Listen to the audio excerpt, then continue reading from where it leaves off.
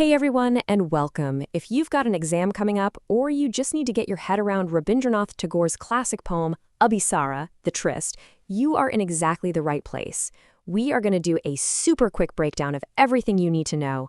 Let's get right into it. Okay, first things first. Let's talk about the title. The entire poem, I mean everything, really hinges on this one word. So, what even is a tryst? So if you look it up, a tryst is a secret meeting, and usually it's between lovers. You hear that word and you immediately think romance, right? And honestly, when the poem starts, it feels like that's exactly where we're headed. But this is Tagore, and he's about to flip our expectations completely upside down. Now, here's what's so clever. The poem gives us not one, but two meetings, two possible trysts. But in doing so, it just completely redefines the word. It makes us question what a tryst can even be, and more importantly, what a true act of love really looks like. All right, let's dive into that first encounter. This is where the whole story really gets going, with an invitation and a very, very strange rejection. So, picture the scene. It's a dark, stormy August night. The lamps are all out, you can't see the stars, it's gloomy. And right there, in the dust by the city wall, we meet our first character, Upagupta, a young disciple of Buddha, just sleeping on the ground. It's a very simple, almost severe image. And then someone else arrives. And the contrast is just wow. On one side, you've got Upagupta, the ascetic who's given up all worldly things.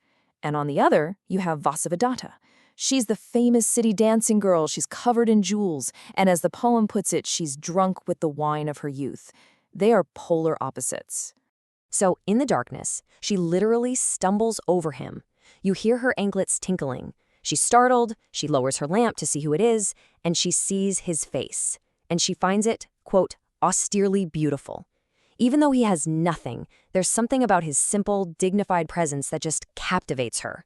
So, what does she do? She invites him home, to her place of luxury and comfort, away from the mud and the storm. This is her kind of tryst, an invitation to pleasure, to the good life. But his reply is not what she expected at all. He doesn't say yes, but he doesn't exactly say no either. Instead, he makes this incredibly cryptic promise: when the time is ripe, I will come to you. This line, right here, is the key to the whole poem. What in the world could he possibly mean by the ripe time? And right as he says this, boom, a flash of lightning rips across the sky. The storm growls. And Vasavadatta, who was so bold and confident just a second ago, suddenly trembles with fear and hurries away. The whole scene just ends on this really tense, unresolved note. Okay, so let's jump forward now to the second part of the story. This is where that mysterious promise is finally fulfilled, and in a way that nobody could have seen coming. The poem tells us a year had not yet passed, so some time has gone by. We've jumped from a stormy night in August to a beautiful, calm spring evening in April. And the entire vibe has changed. Remember that dark, menacing storm? Gone. Now it's a warm spring night. You can hear flutes playing in the distance because the whole town is celebrating the Festival of Flowers. The mood has shifted from dark and tense to peaceful and joyful. So Upagupta is walking along a quiet street just outside the city walls, and he sees a figure on the ground. It's a woman, just lying there, abandoned in the shadows of a mango grove. And this is the gut punch of the poem. It's Vasavadatta, but she's been struck with smallpox, the black pestilence. Her body is covered in sores. And because she was contagious, the same town that used to cheer for her has now thrown her out to die alone. She has nothing and no one. It's right here in her moments of total abandonment and suffering that Upagupta's bizarre promise from all those months ago finally makes sense. He's not afraid of the poisonous contagion. He doesn't even hesitate. He just quietly sits down next to her. He takes her head onto his lap. He gives her a sip of water, and he gently applies a soothing balm to her sores. It is an act of just pure, selfless kindness. She's in so much pain, she doesn't even recognize him. All she knows is that after everyone else threw her away, this one person is showing her mercy. And she asks, "Who are you, merciful one?" And here it is, the big payoff. He looks at her and says, "The time at last has come to visit you, and I am here, Vasavadatta." This was the ripe time. Not a meeting for pleasure, but a meeting for compassion.